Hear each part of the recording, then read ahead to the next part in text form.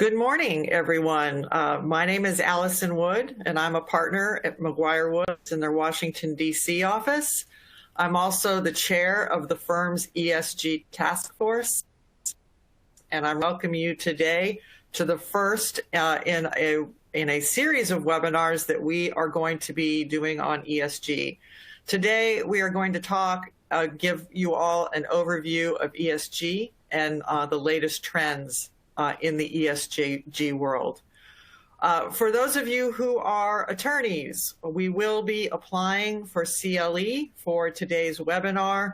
You will get an email after the webinar that will ensure that we've captured your bar admission information. Unfortunately, if you are barred in the state of South Carolina, we're sorry, we will not be able to get CLE credit for you, because that state requires that we submit the materials 60 days in advance, and this webinar series was not envisioned in enough time to be able to do that for you.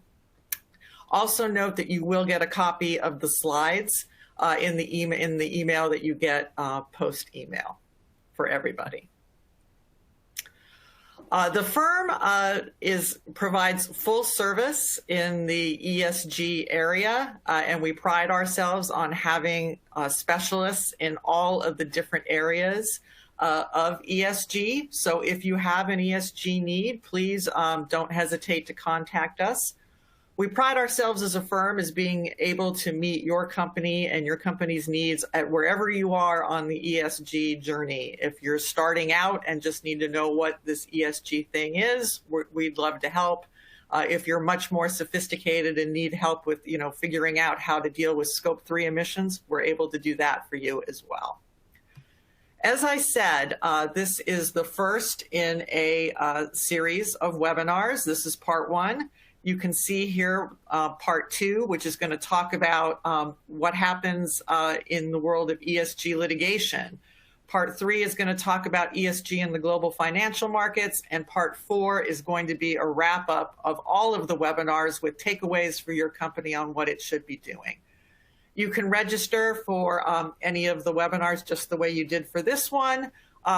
The link is on the slide when you get it. Alternatively, if you go to the McGuire Woods website and click on menu and events, you will find the registration link there.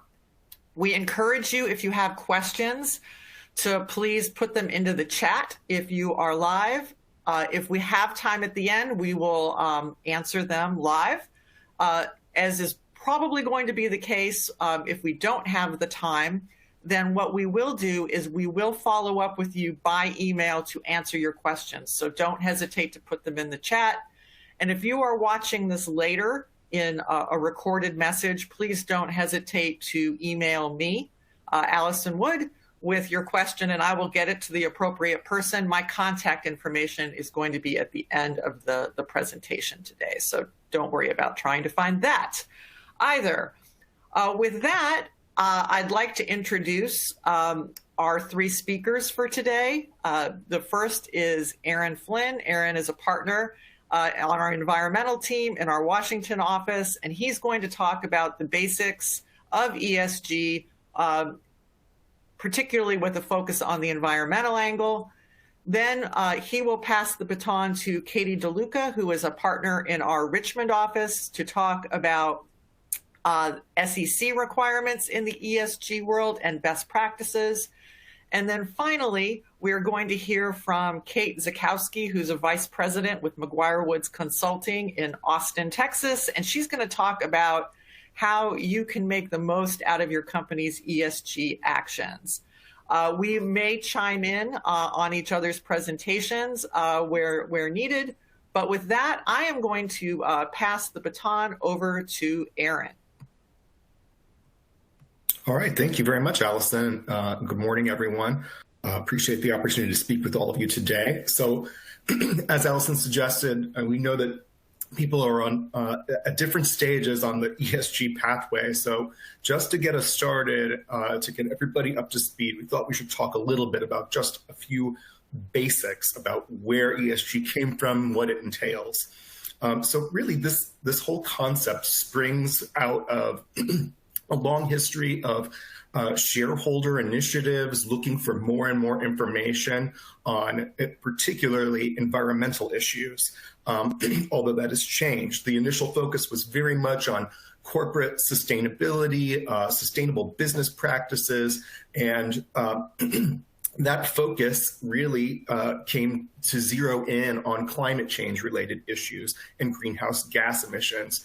That was really where things started and where so much of the focus was. And so that particular area of ESG, the environmental component and the climate component in particular, are really well developed. They've been around a long time, and it was really focused initially on companies that have major greenhouse gas emissions or other types of emissions. So that component is fairly well defined. The S&G components are developing and changing all the time, so that the scope of what you would put in your ESG report really does change from year to year with increasing numbers of different types of issues being raised by shareholders who are looking for different information and by companies wanting to get their particular story out. So the scope of ESG has moved on from being purely climate focused or even traditional air pollutant focused to all sorts of different social issues and governance issues, best practices, including how companies, what types of political contributions they make, what sort of privacy practices they have, a whole bunch of different issues. And as time has gone on, this has moved from being a purely voluntary reporting platform, reporting program, to there being increasing government interest in getting involved in the ESG space. There's been a debate over a number of years about how much of a role government should have, and the Biden administration in particular has really made this a big emphasis. But before we get into the governmental side of things, what has really driven ESG reporting requirements and voluntary systems has been the finance and investment decisions that folks have been focused on, in particular institutional investors and the types of information that they have been seeking. And as time has progressed, there have been increasing efforts and initiatives to get major institutional investors to pledge to divest shares in companies that don't disclose ESG data. There's an even bigger push now to get companies to institutional investors to divest shares of companies that are involved in certain types of industries, although there is still some resistance to that. But essentially, many of these institutional investors have now signed on to an ESG-driven agenda, which would mean eliminating things like any types of investments in coal, emphasizing low carbon and other ESG-type investments, getting corporate board commitments to take various types of climate-related action, and achieving a net zero portfolio by 2050. That's sort of been the major target. There was some pushback on some of this from the previous administration, but it was somewhat muted.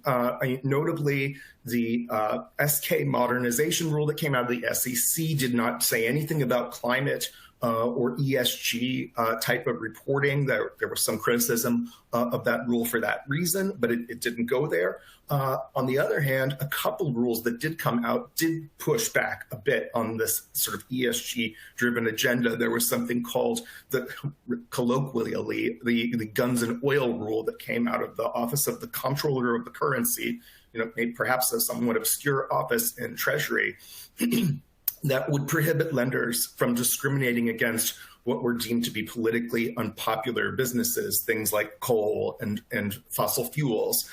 So that rule was issued. It's under review now and may be going away. The Labor Department also put out new standards governing ERISA and retirement investments governed by that statute, an incredibly complicated law. And generally, this particular rule said that funds that were focused on ESG type of investments could not be the basis of an ERISA retirement fund unless it was shown through an unclear amount of documentation that those funds were chosen because they were similarly situated to any other financial investment, and the ESG component to the consideration of whether to include that fund in the retirement account was, just the tip of the iceberg, the thing that tipped it over to making that decision. So those were some rules from the Trump administration. The Biden administration has had a lot of emphasis on this, although we are still in very early days and we haven't seen major rulemaking action. But, the second week of the administration, practically, there was an executive order on climate change. And that executive order emphasized disclosure and mitigation of climate pollution and climate-related risks in every sector of the economy. So definitely a reference to ESG. Then very recently in May, there was another executive order on climate-related financial risk that really, I think, brings home the concept of this whole of government approach to addressing climate change. This talks to many different federal agencies and offices within the White House about addressing climate-related financial risk, including Treasury and including the SEC in particular, which Katie DeLuca will talk about in a little bit.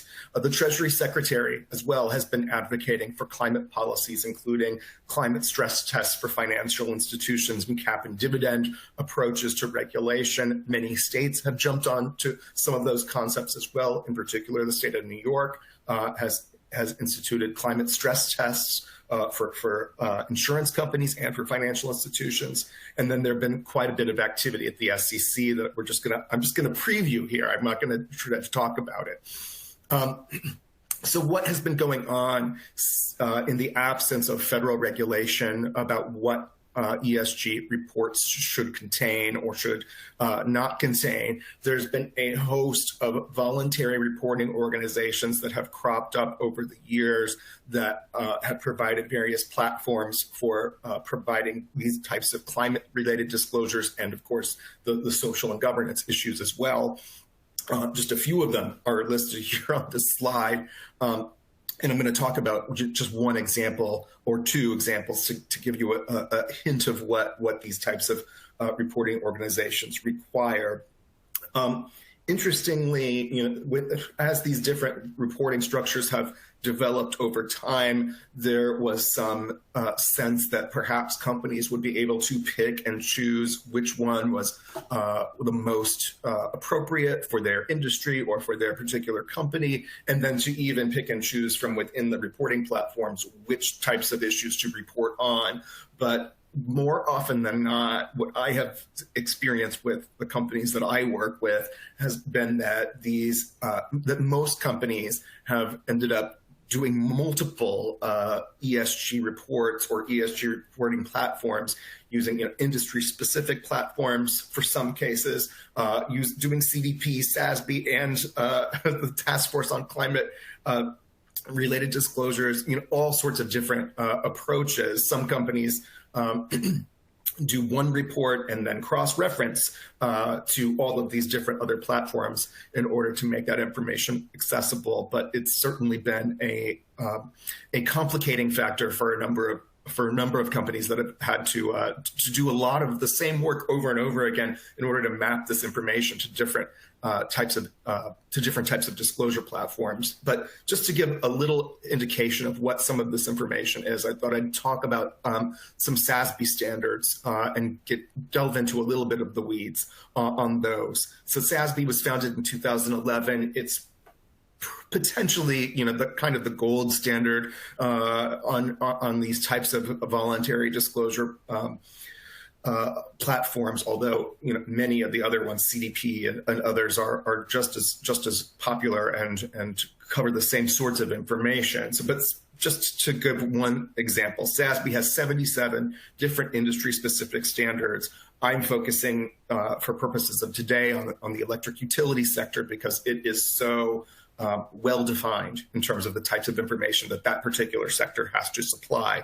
And the various categories of information that are covered by the SASB standard for power generators are listed here on the slide. It covers everything from greenhouse gas emissions and traditional air quality and water issues to grid resiliency, nuclear safety, and workplace health and safety. Interestingly, the SASB standards for utilities doesn't reach workplace diversity. The SASB standards for other industries absolutely do cover those issues. So this is just a table from the SASB standard that goes over what's required for greenhouse gases. And you can see their scope 1 emissions. And actually, I've printed out these, a little easier to read on the next slide, so I'll just jump there. So basically, these types of companies, electric generating companies, are required to report their CO2 equivalent emissions of all Scope 1 greenhouse gas emissions using approved accounting methodologies like EPA's greenhouse gas inventory guidance and EPA's greenhouse gas reporting rule. And importantly, for some of these companies and for some of these industries, they are covered by EPA rules that require the reporting of this type of information. They've been doing it for a long time. And when I say Scope 1, just to be clear for everyone, Scope 1 is your direct emissions, the emissions that come out of your smokestack or directly out of your operations. Scope 2 emissions are the emissions that are associated with the power that you purchase. So if you're a retail company, all of those the emissions that are related to the power that is going into making your products and selling your products, those are your Scope 2. And Scope 3 is everything that is in your supply chain. So all of the transportation that's related to your business and everything associated with the end use falls into Scope 3. So that's the universe of emissions that we're talking about.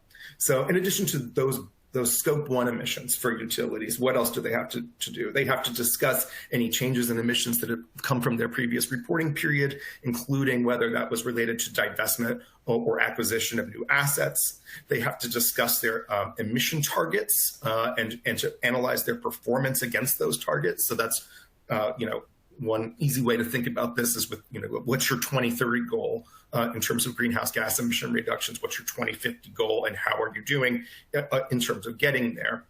And then finally, you have to describe your strategy to manage risks and opportunities associated with greenhouse gas regulatory environments, including changes to your business structure, adoption of new technologies, and influencing regulators, all of those things that might go into your greenhouse gas strategy. So it's important, and I'm not going to focus on them too much, but it's also really important to realize that the environmental issues that are covered by ESG reporting disclosures encompass far more than just climate change and greenhouse gases. It includes all of the traditional pollutants. So if you're in an industry that has those types of different emissions, NOx, SO2, any hazardous air pollutants, which means a lot of different industries, you're supposed to report on those. You're supposed to report on your water management and your coal ash management as well if you're in a utility. So all of these different environmental issues are relevant under the SASB standards. But the stuff I was just talking about, reporting on your emissions, your Scope 1 emissions, is really sort of what I would almost characterize as like the first wave of ESG reporting. Things have changed a lot since those early days, and they're reaching into industries that are not really thought of as major emitters. Every company can, including banks, which you wouldn't think of as being a major emitter of pollutants or greenhouse gases, are now subject to various types of standards and increasing demands from the investment community and presumably soon the government to provide this sort of information. So there's this sort of second wave of standard setting organizations and types of information that are being requested. And I picked one that's very new. It was announced at the recent COP26 meeting. It's the International Sustainability Standards Board, the ISSB, governed out of Germany. And it is really a consolidation of a bunch of pre-existing standard-setting organizations. So you've got CDP involved, you've got SASB involved, and others that are listed there on the slide.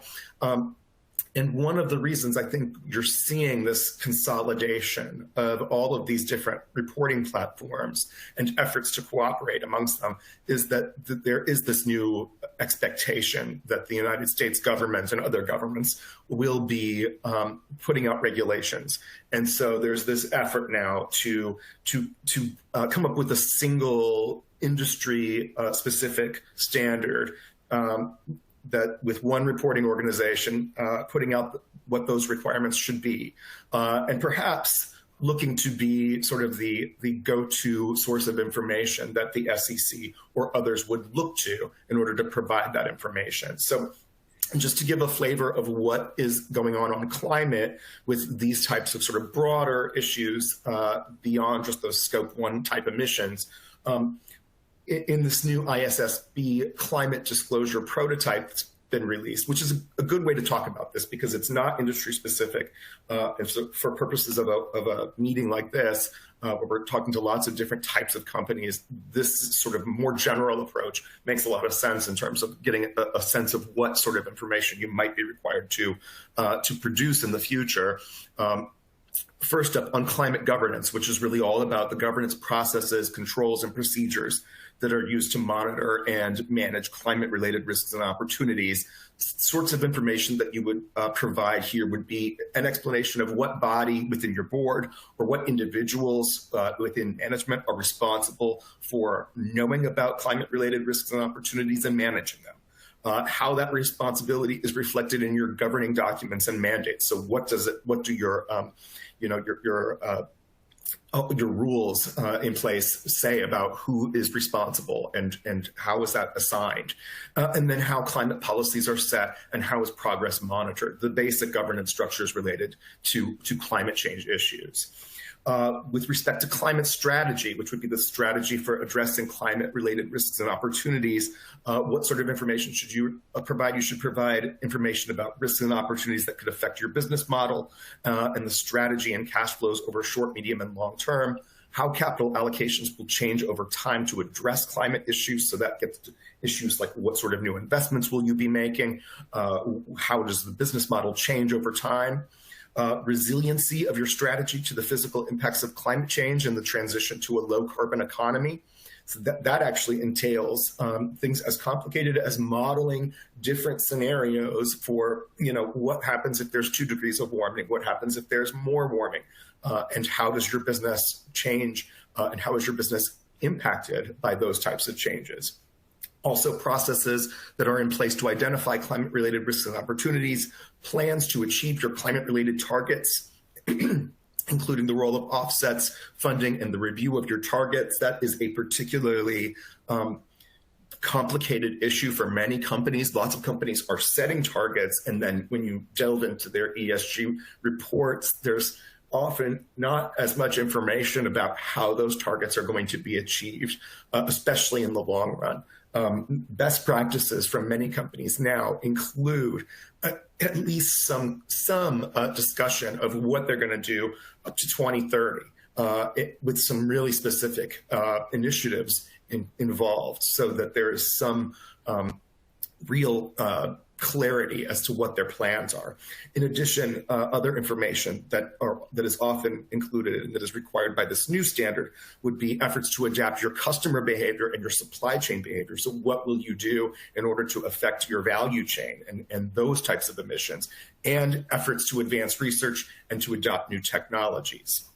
In addition, risk management is another topic that's covered by the ISSB standard. That's how climate-related risks are identified, assessed, and managed and mitigated. So that includes things like processes for identifying and prioritizing climate risks, the sources of data that you use when you're assessing those risks, and policies for mitigating risks. And then finally, metrics and targets, which gets very technical, but it is perhaps maybe one of the most important things that you can include in your report. And while it may seem like, hard data, how you present it can have a lot of different ramifications.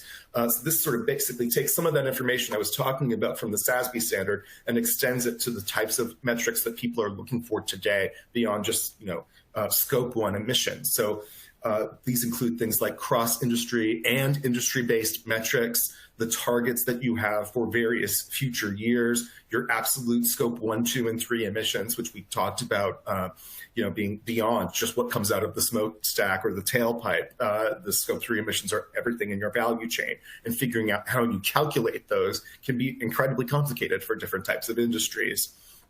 any internal carbon prices that you use, and also executive compensation and how that's tied to climate.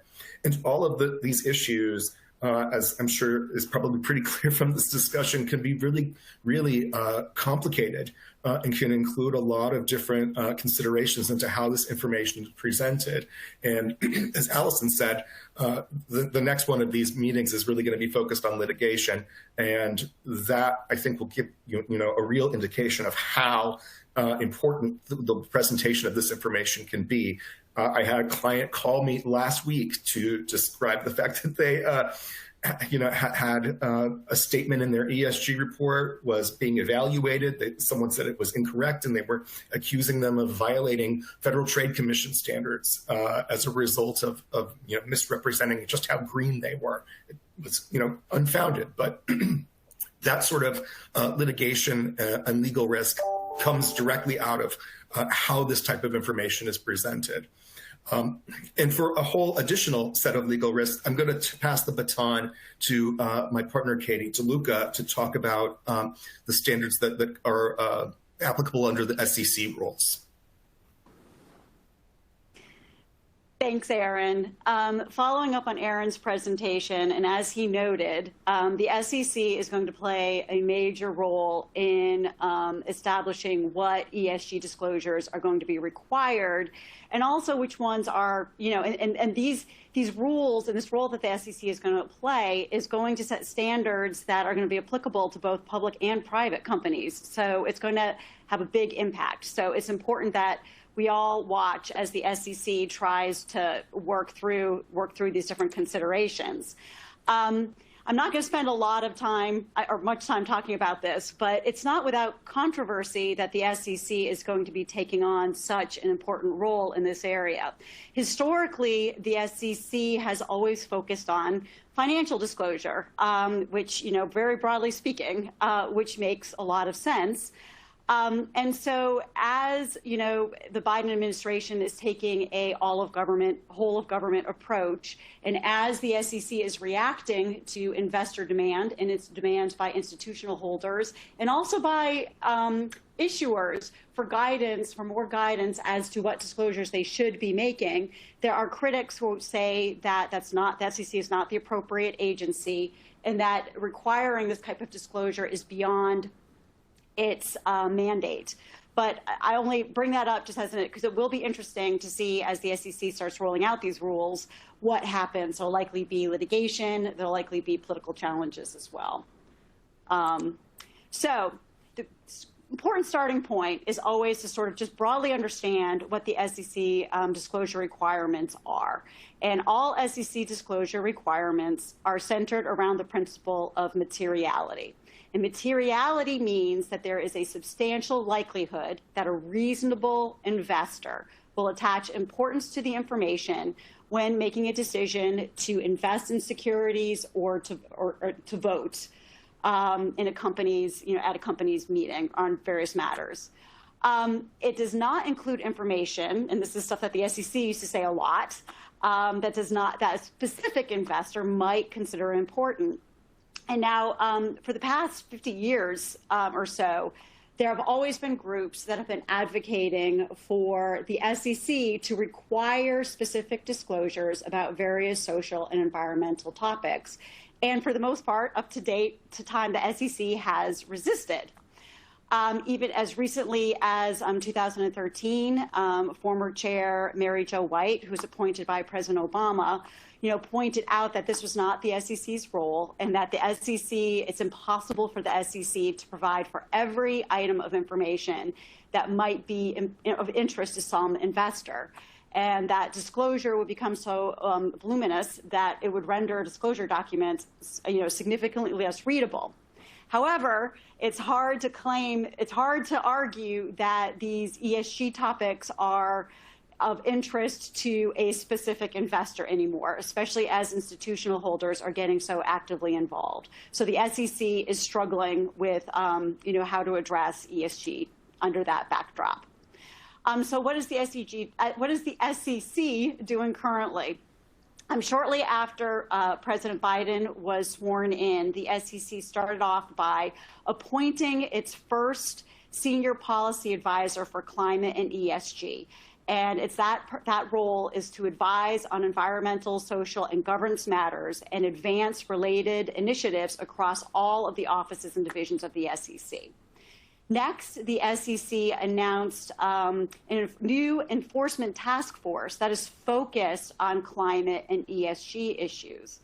The purpose of this task force is to proactively identify ESG-related misconduct. And the SEC put a lot of resources into this effort with 22 members, which is a pretty significant sized group. And they will be finding, there's no doubt that they will be finding and identifying ESG-related misconduct, and we will see some enforcement actions likely in the next year. Next, the SEC started to issue comment letters specific to companies inquiring about their climate change disclosures or lack of disclosures in their SEC filings. As a part of this effort, as the SEC will do occasionally, it published a model sample comment letter so everyone can access it and get a sense of what pressure points, what areas they're focused on at trying to figure out and prod companies to see if they are actually providing sufficient and adequate disclosure about their climate-related disclosure in particular. For the purposes of this presentation, I included one of those sample questions, where the SEC notes that an issuer provides more expansive disclosure on its corporate in its corporate social responsibility report, in other words, in a voluntary publication, than it provides in its SEC filings, and it asks these companies to explain, what considerations they took into account when making that determination. The SEC is just beginning to clear those comments now, so it will be interesting to see, what the end result of that is. It's also important to note that in the introduction to this guidance, to the sample comment letter, the SEC pointed to guidance that it published in 2010 regarding climate risks and necessary disclosure under the current rules. And as companies are preparing their 10Ks currently, I strongly recommend that everyone go back and take a second look at that disclosure, because it provides an excellent starting point for you to take a look at your current disclosures and see if you're doing enough. Next, the SEC the staff of the SEC issued a new staff legal bulletin on shareholder proposals. And, those of us who write no action letter requests regarding shareholder proposals, it's not to give you, whiplash, because this guidance rescinded recent guidance that had been issued by the SEC over the prior 4 years. I'm not going to go into specifics, except to say that the end result is that excluding shareholder proposals, which is when a shareholder will submit a proposal to the company to be included in its proxy statement, those proposals, any proposals that address social and climate-related topics, are going to be a lot harder to exclude. And what's also important to note is that institutional shareholders that Aaron was referring to, they're all voting in favor of these proposals. So they're beginning to pass, which puts a lot more pressure on public companies to take very specific actions, especially regarding environmental targets. The SEC has basically said, or the staff said in this new guidance, that a shareholder proposal that asks a company to adopt specific targets on a specific time frame, which probably was excludable before, that's no longer excludable. So we're likely to see a lot of action in this area. So as far as new rules, the SEC announced that when they announced its agenda list, Chair Gensler pointed out that climate disclosure is on the top of their list. We expect the SEC to propose new disclosure rules regarding climate disclosure soon. At one point, I think they were hoping to get the proposed rules out in October. And we obviously haven't seen them yet. But not surprisingly, this is a very complicated process, and especially against the backdrop that I just described. But what can we expect when we will see those new rules? First and foremost, those new rules will most certainly require some sort of data disclosure points regarding issuers' greenhouse gas emissions. Could include Scope 1, could include Scope 2, could even possibly include Scope 3. It will be interesting to see. Companies will likely need to say more about the financial impacts of climate change on their company and their progress towards any specific climate-related goals that they've established for themselves. It's possible that this disclosure and the metrics could be industry-specific, as Aaron was alluding to in his presentation. It's very likely that we'll see requirements that additional disclosure around governance structures and how the board is involved, or what strategies the company is using to manage risk around climate change. It's also possible that we could see some required scenario analysis that Aaron also discussed about how an issuer might adapt to a range of possible physical, economic challenges, all stemming from different climate change scenarios. Disclosure is likely going to be required in SEC filings if a company has made forward-looking ESG commitments. One important thing to note is that the SEC may include a climate-specific safe harbor, similar to the safe harbor that exists for forward-looking statements right now. And this would be important because providing ESG data, especially climate data, is very complicated, as I'm sure you could tell based on Aaron's presentation. And so there are a lot of companies that there's a lot of judgment calls. These standards are changing.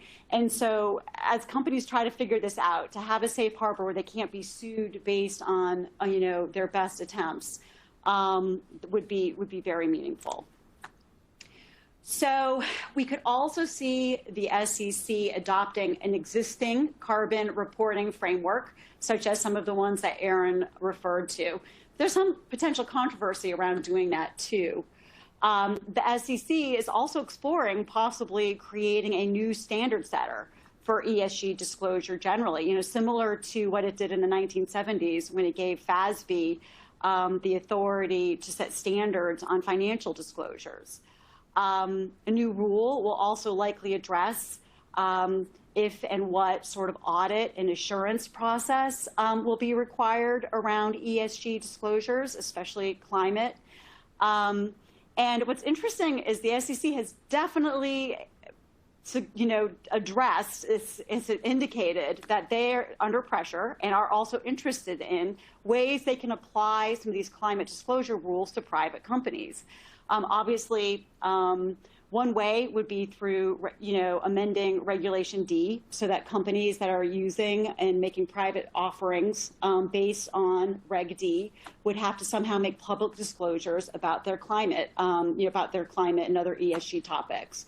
The SEC is also talking about trying to bring in large, unicorns who have a lot of beneficial holders, and changing the definition of shareholder and how shareholders are counted, so that some of these companies will suddenly be subject to the SEC's reporting requirements without actually going through an IPO.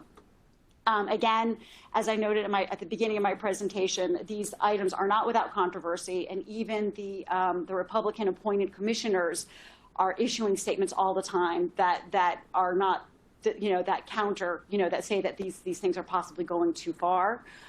So it is going to be interesting to see when this rule comes out how far the SEC does go, or if they try to scale back at all to try to avoid potential legal challenges.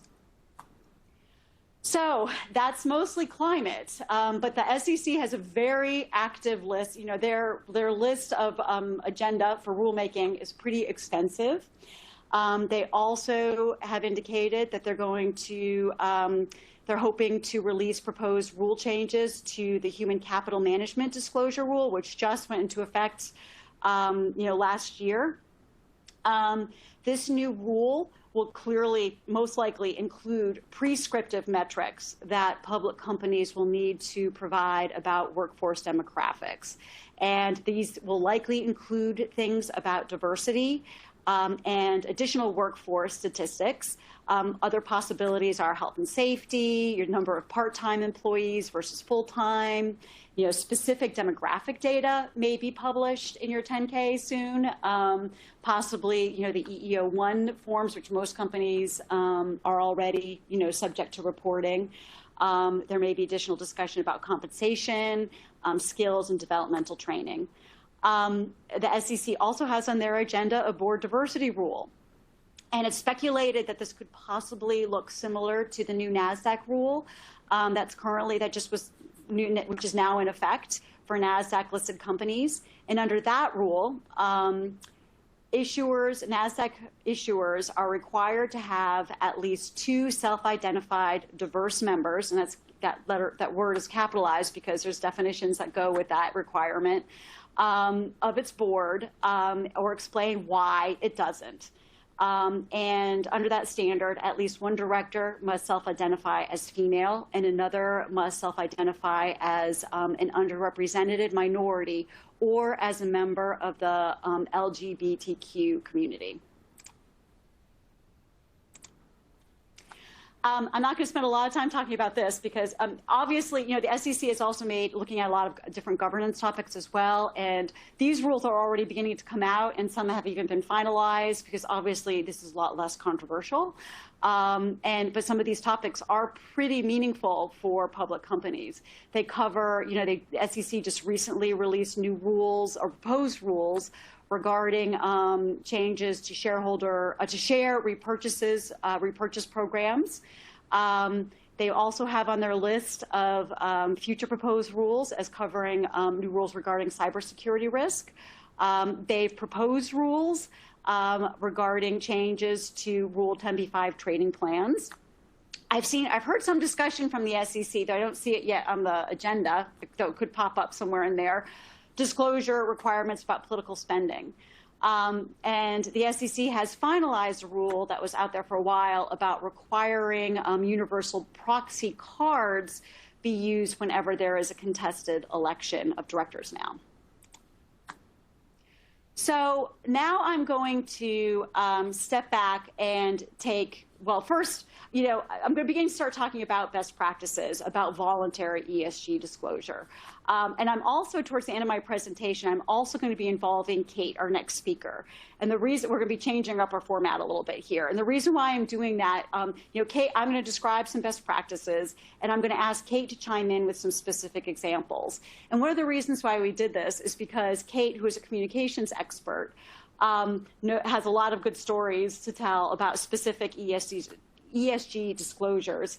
But also, the idea of drafting ESG disclosures, it really can't be siloed. It can't be, either the business team or the communications team or the legal team drafting these without consulting other groups. It needs to be a cross-discipline approach. And hopefully the reason why will become a little bit more apparent further on in our presentation. But first and foremost, as Aaron alluded to, voluntary ES disclosure is definitely on the rise for all the reasons that, all the pressure that companies are hearing from different stakeholders, especially from investors, including institutional investors. And according to the Governance and Accountability Institute, at the end, during 2020, 92% of the S&P 500 companies published a sustainability report, and 70% of the Russell 1000 published a sustainability report. And I'm sure those numbers increased over 2021. So everyone is feeling, the pressure. However, companies need to be careful as they do this. It comes sometimes as a surprise that there is potential securities liability, in particular, about ESG disclosures. And it's important for companies to remember that all statements that are made by a public and even private issuers, any company that has issued securities in the United States, are subject to Rule 10b-5 liability. And Rule 10b-5 is the general anti-fraud provision of the federal securities laws. Very broadly speaking, it prohibits companies from making materially false or misleading statements to investors. Now, up until recently, if you would ask any securities lawyer, I think most of us would say that the risk around ESG disclosures, especially voluntary disclosures, is extremely low and probably non-existent. However, that's no longer true. And lawsuits, what will be talked about, some of what will be discussed at our next presentation, there are lawsuits being brought against companies asserting claims of fraud regarding ESG disclosures. It's important to note that this liability can also apply not only to the issuer, but also to officers and directors. So we're going to begin with just understanding what types of disclosures are potentially actionable. And these are primarily going to be concrete public statements and claims that are typically required in order for liability to exist. Statements that are clearly aspirational or not, promises or too specific are normally not actionable. However, if an issuer, and this sometimes happens unintentionally, in an issuer's enthusiasm to express its commitment and its, how important ESG is to the company, they inadvertently describe these as being sometimes material to the growth or the future performance of the company. And that can happen like on an SEC, on their website or in a press release. And if that's the case, now frequently that is the case, but once you've crossed that line, you need to think then about your SEC disclosure requirements if you're a public company, and make sure that if you're saying that these items are material to your company's future, you need to go back and keep those in mind as you're drafting your risk factors or your MD&A or your business description in your SEC filings. So for some of our clients who are early in their ESG journey, where do you begin? I mean, this can seem overwhelming. And I always like to remind our clients who ask us that question that, ESG risk management really isn't anything new. And that, companies have always been focused on managing these risks. The risks have changed and different risks may be heightened. But this is probably something that they should, most companies are very familiar with. I also recommend that people start with their specific ESG touch points. Which regulatory bodies, govern them specifically? How does the company impact local communities?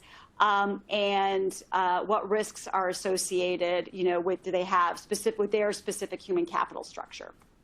I also am, advising clients, I know I said this once before, if you're a public company in particular, it's time to go back and look at that 2010 climate change guidance again and look at your 10K and your proxy statement and make sure you are sufficiently meeting those requirements. So what should companies be doing now while we're waiting for SEC rules, especially if you're new to the ESG disclosure process? First and foremost, it's important to document and formalize your oversight function. Who's responsible for it? Aaron talked a little bit about this as well. The board must be involved as well as senior management, and it's important to document it and formalize it. It's also, if you're not in one of those industries that has already gotten used to carbon emission reporting, I recommend that you start taking a look at it and considering, because even if you're not a public company or you don't intend to disclose these your emissions, or you don't have to someday, your customers may demand it. If they are reporting scope 3 and you're in their supply chain, they're going to need to, they're going to have some questions about what your emissions are. Should you engage a third-party service provider to help with some of this? And if you are doing any reporting, how do you expand your internal audit function to make sure those numbers are accurate? Another item, if you're new to this journey, that you may want to consider is conducting a materiality assessment. A materiality assessment is when the company reaches out to various stakeholders, including shareholders, employees, customers, members of its local communities, to ask what ESG topics are important to them. And this is the first place where I'm going to pause and ask Kate to chime in with some specifics. Thanks, Katie. So some of the specifics about the materiality assessment is when you were working with your legal department, which is what, as we go through this process, you'll see is highly recommended. But you can utilize this materiality assessment to hear from communities which you may not think to include in a materiality assessment, to be able to ask them what do they think should be material to your company, and or what do they think what do they already know is material based on the information that you make public. So one example, I worked with a company where we included local members of the community and actually local media in the materiality interviews to see what they thought of the company or where they thought we ranked issues that were important to us. And one thing we found was workforce development, and particularly the local workforce pipeline was very important to the community, but they also thought this company had the ability to really address that issue. And so just based on that information, the company pivoted some of their philanthropic giving and charitable giving efforts to workforce development within the community. And that kind of helped check a couple of boxes. It gave them something else to report on under the social space, but it also enhanced relationships with the community and built trust, and created a couple extra ambassadors in the community for the company. Not only were they involved in helping kind of craft this, but they also felt that their feedback was listened to and responded upon. So when you conduct these materiality assessments, because you have so many important people in the room, board and C-suite, try to expand it a little bit to get the most bang for your buck out of performing these assessments. Thanks, Kate. Now, the rest of my presentation, and I'm going to go through this really quickly, and so we don't run out of time, and pick out a few of the key best practices that we list. I intentionally worded these, on the slides. They're pretty self-evident, I think, especially with the backdrop that we've discussed. So it's not necessary for us to go through all of them, but. So I'm just going to go through these pretty quickly. And again, the goal is never to tell you, definitely to not tell your ESG story because it's risky. Instead, is to take a look at how you're doing it, making sure you're telling the best story that's company specific, and make sure that you're being very intentional about how you characterize your ESG initiatives.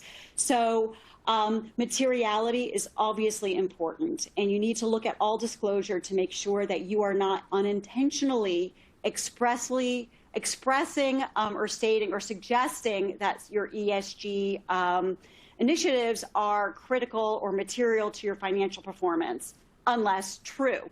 And of course, if it is true, then it's extremely important, and it's also extremely important that you then look at, are you doing enough on your SEC filings to address it? Clarity and accuracy and consistency is also important. You need to keep backup of your materials as your measures change, as your definitions that you're using change. You need to make sure that is very clearly explained. And you also need to make sure you have backup in case someone comes along later and challenges what the story that Aaron alluded to, challenged what you were saying and what it meant. It's also, our advice to the extent possible to resist putting voluntary ESG disclosure in your SEC filings, unless, of course, it is material. We recommend opting for website disclosure instead, or separate sustainability reports. And when you do make voluntary disclosures, we also, just recommend that you include legal disclaimers, like a tailored forward-looking statement blurb. And we do recommend that those be tailored to your actual ESG disclosures you're making. We also recommend that you date when your materials were published, so there isn't the impression that you're keeping these updated in real time, because that would be very difficult to do. We also recommend that you set your ESG goals and targets carefully. One thing that companies forget about is that it's very likely that they're not going to look the same, and very few companies are going to look the same as they do today in 10 years. And a lot of these goals are very their 10, 20, et cetera, your goals. So it's a good idea as you're setting goals to consider how you will adjust baselines and how you will adjust those goals based on corporate change, mergers, acquisitions, dispositions, and and be prepared to explain how those events impact your targets and your goals. Then also, excuse me, what is a good ESG story?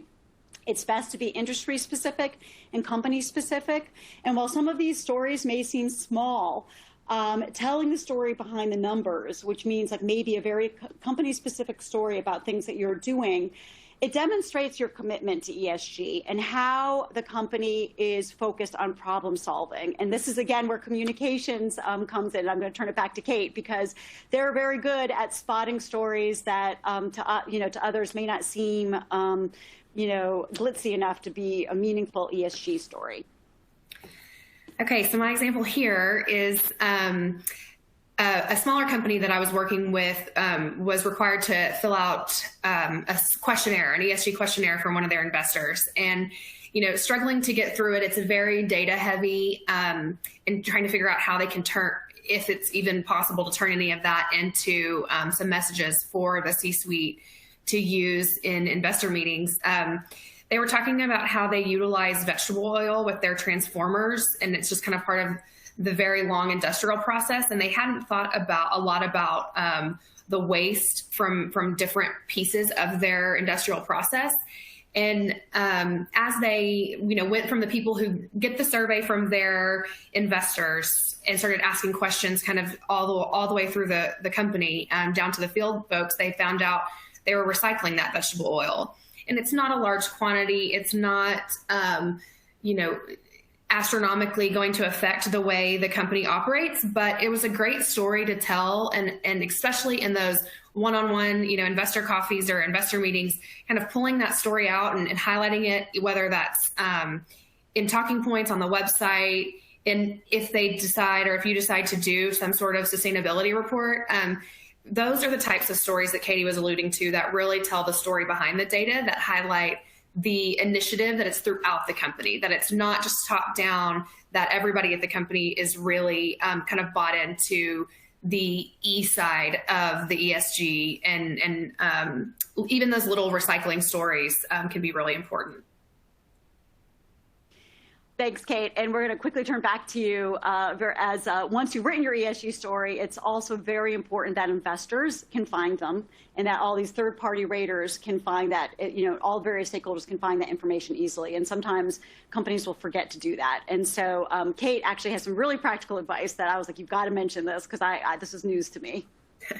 Yeah, another company that I was working with got back some raters and rankers. They weren't even replying to these voluntary reportings, but were alerted that they had a C rating or a D rating in some different rater or ranker. And upon contacting those groups and saying, hey, why did we get a D, or what's the deal here? They found that the raters group said, well, we couldn't find your information on XYZ. And the company said, well, it's there. It's on our website. Here's the link. And kind of after going back and forth, they found that because that information was in a very beautiful infographic, but the infographic was uploaded to the website as a JPEG and didn't have any background metadata or any words that kind of explained what was in that photo, the bots and the AI bots that comb websites to get this data couldn't find it because it was just listed as a photo, not as the actual data in a chart or in the code of the website for the bots to find. So that's a very practical thing for you to just make sure if you're wondering why you're getting different ratings or want to make sure your information is available. It's not just the human eye that's looking for it. There are a lot of things that are combing through your website to try to track down this information. And that's one way to make sure it's easily available. Thanks, Kate. And in closing, I just wanted to point out the SEC issued some guidance in 2020 that really didn't get a whole lot of attention, but I think especially for public companies, it's an important one to take into account. And it had to do with how it was guidance about the use of non-financial metrics, including environmental metrics.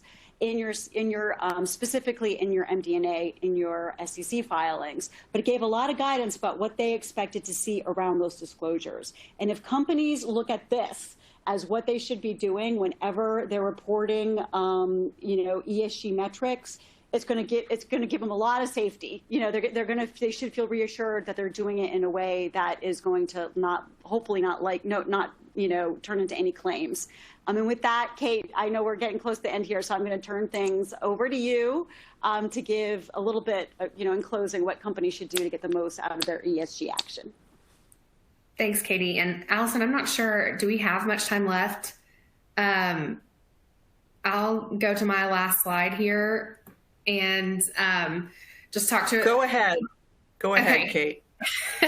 I'll talk through it really quickly. And it's pretty self-explanatory, but it's things that I think, like Katie said, working with your, legal team, business team, field ops, whoever you get together to tell your ESG story. This is what I think is kind of getting the most bang for your buck out of doing all of that work, putting all of that money into it, and all of that staff time, employee time is, once you've answered one of those questionnaires from an investor or done a voluntary disclosure, gone through the SASB questionnaire, it's important to remember that those documents, although they took you so long to create and put together and were painstakingly reviewed, they are not